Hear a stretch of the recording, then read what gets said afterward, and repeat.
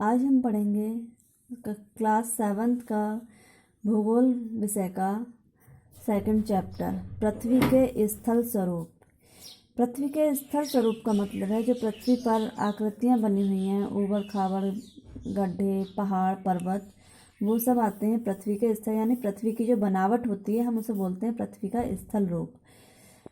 पृथ्वी के धरातल पर विभिन्न प्रकार की आकृतियाँ हमें देखने को मिल जाती हैं। यानी कहीं पर इस तरह से पहाड़ बने हुए हैं, कहीं पर नदियाँ बह रही हैं, कहीं गड्ढे हैं, कहीं इस तरह से पठार बने हुए हैं।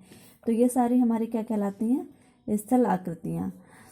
धरातल के पर उच्चावच के आधार पर यानी आकृतियों के आधार पर स्थल कृतियों को 3 श्रेणियों में बांटा गया है। एक तो आते हैं प्रथम श्रेणी के उच्चावच। प्रथम श्रेणी के उच्चावच में महाद्वीप, महासागर यानी ये वाला समुद्र और ये पूरा महाद्वीप, यानी जहाँ पानी नहीं है उस एक बड़े क्षेत्र को हम क्या बोलते हैं? महाद्वीप। द्वितीय श्रेणी के उच्चावच में आते हैं पर्वत, पठार, मैदान। ये जो आपको दिखाई दे रहे हैं ऊंचे से पर्वत, पठार, ये जो मैदान, ये किस में आते हैं? सेकंड श्रेणी के उच्चावच में। तृतीय श्रेणी के उच्चावच में आते हैं टीले, नदी, घाटियाँ, डेल्टा। ये जो घाटी छोटे से क्षेत्रों में जो बने होते हैं, ये छोटी छोटी पहाड़ियाँ, ये किस में आते हैं? तृतीय श्रेणी के उच्चावच में।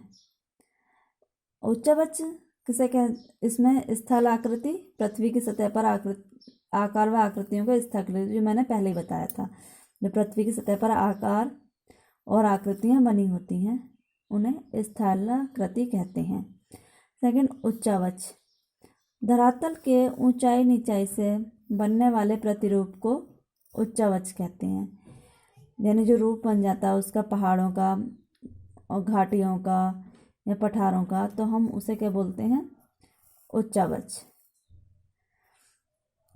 उच्चावच में प्रथम श्रेणी के उच्चावच यानी जो बहुत अधिक क्षेत्र में फैले हुए हैं, जिनका आकार, वो प्रथम श्रेणी में आते हैं। जो कुछ इससे कम है वो सेकंड में, और जो सबसे कम है वो तृतीय श्रेणी के उच्चावच में। यानी पृथ्वी पर जिस तरह का आकार बना हुआ है उसे हम क्या बोलते हैं? उच्चावच। जैसा कि इस चित्र में आपको मैंने अभी समझाया और दिखाई भी दे रहा है कि प्रथम श्रेणी के उच्चावच यानी महासागर बहुत अधिक जगह में है, और महाद्वीप इस जहाँ ये पर्वत, पठार, घाटी, पर्वत श्रृंखला, पहाड़ियाँ या मैदान, ये किसी भी क्षेत्र की स्थल कृतियों के निर्माण में उस शैलों की महत्वपूर्ण भूमिका होती है। कड़ी एवं मजबूत चट्टान के पर्वत पठारों के निर्माण में महत्वपूर्ण भूमिका होती है, और जो कम दृढ़ता वाली चट्टानें होती हैं, चिकनी मिट्टी, बालू आदि के मैदान या टीले, छोटी और नीची पहाड़ियों का निर्माण करते हैं। निर्माण के आधार पर स्थलाकृतियों के 3 मुख्य प्रकार होते हैं, जैसे पर्वत, पठार, मैदान। यानी पर्वत जो होते हैं वो सबसे ऊंचे होते हैं, इनसे नीचे होते हैं पठार, यानी ये क्या होते हैं? पर्वत, और इनसे नीचे क्या होते हैं? पठार। और पठार के नीचे ये जो समतल होता है ये इसे बोलते हैं हम मैदान। अब हम पढ़ेंगे पर्वत एवं पहाड़ी के बारे में। पर्वत जो सबसे धरातल से ऊंची स्थलाकृतियों को पर्वत कहते हैं, यानी जो सबसे ऊंची होती हैं पर्वत कहते हैं।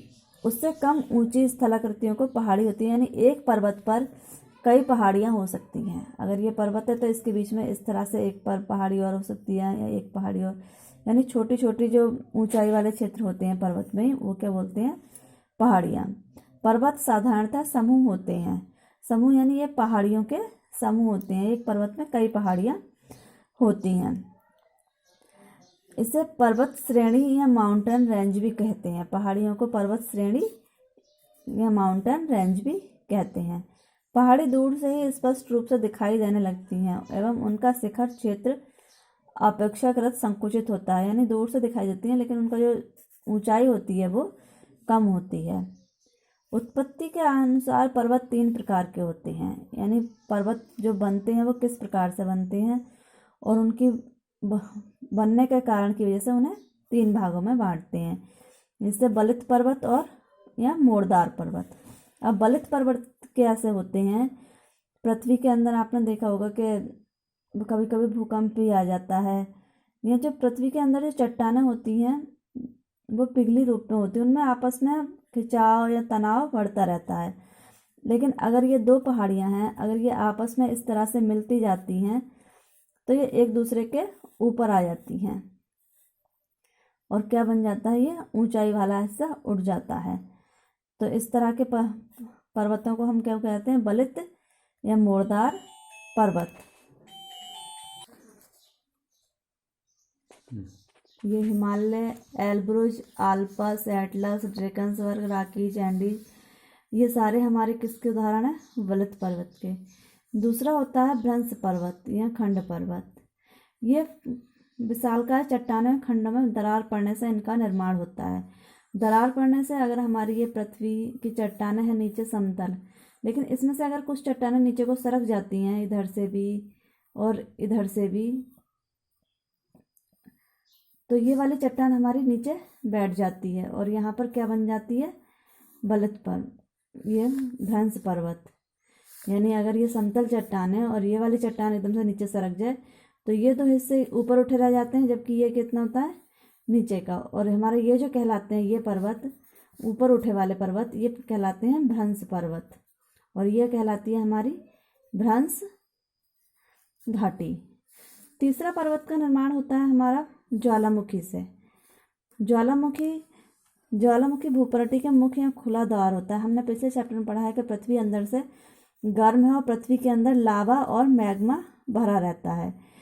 जब ये लावा मैग्मा बहुत अधिक मात्रा में तेज गर्म हो जाता है तो इसे पृथ्वी के अंदर जहाँ से भी कोई ढीली जगह दिखाई देती है वहीं से निकल पड़ता है और इसके द्वारा जो लावा इकट्ठा हो जाता है और ऊंचा ऊंचा चट्टान नुमा बना देता है, इसे बोलते हैं हम ज्वालामुखी पर्वत। इसमें लिख भी रहा है, द्वार या मुख से गर्म लावा बाहर आने के कारण उसे ज्वालामुखी कहते हैं। और इस द्वार के चारों ओर जो लावा शंकु के आकार की आकृति बनती है, मैंने बताई है अभी, यानी ये ज्वालामुखी फटा और यहाँ से जो आकृति बनी इधर उधर ऊंचाई वाला हिस्सा, तो ये हमारा क्या कहलाता है, ज्वालामुखी पर्वत। इसके प्रमुख ज्वालामुखी मोना लावा, चिम्बरेंजो, क्राकोटोआ, वेसुवियस, पिलियन, ये सभी ज्वालामुखी पर्वत के उदाहरण हैं। भारत का एकमात्र सक्रिय ज्वालामुखी अंडमान निकोबार द्वीप समूह के बैरन द्वीप पर है। अब हम पढ़ते हैं पठार के बारे में। पठार क्या होती हैं? ये पृथ्वी के अपेक्षाकृत ऊंचा और चौरस स्थल स्वरूप को पठार कहलाते हैं। अभी हमने ये पढ़ा कि ये होते हैं पर्वत इस तरह से त्रिभुज के आकार के, लेकिन पठार जो होते हैं ये एक साथ ऐसे होते हैं ढालदार। ये सतह से तो ये ऊंचे होते हैं लेकिन चौड़े होते हैं। ये चौरस यानी ऊपर की जो ये होती है समान होती है, त्रिभुजाकार नहीं होती है। ये पर्वतों से कम ऊंचे होते हैं। इनका शिखर छोटे छोटे उच्चावच को छोड़कर समतल और सपाट होता है। पठार के किनारे खड़े ढाल वाले होते हैं, यानी एकदम से ढाल होता है। पर्वतों में ये होता है धीरे धीरे और पठारों में होता है ये एकदम से। अफ्रीका महाद्वीप का अधिकांश भाग पठार है। भारत का प्रायद्वीप भाग पठार का, यानी भारत का जो ये वाला हिस्सा है, ये वाला क्षेत्र नीचे वाला, ये प्रायद्वीप का उदाहरण है। इसमें विश्व के कुछ और पहाड़ों को दे रखा है। साइबेरिया का पठार, पश्चिम Australia, Brazil, Colombia, Canada, shield, ये सब किसके हैं? पठार हैं। अब हम पढ़ते हैं मैदान के बारे में। मैदान क्या होते हैं?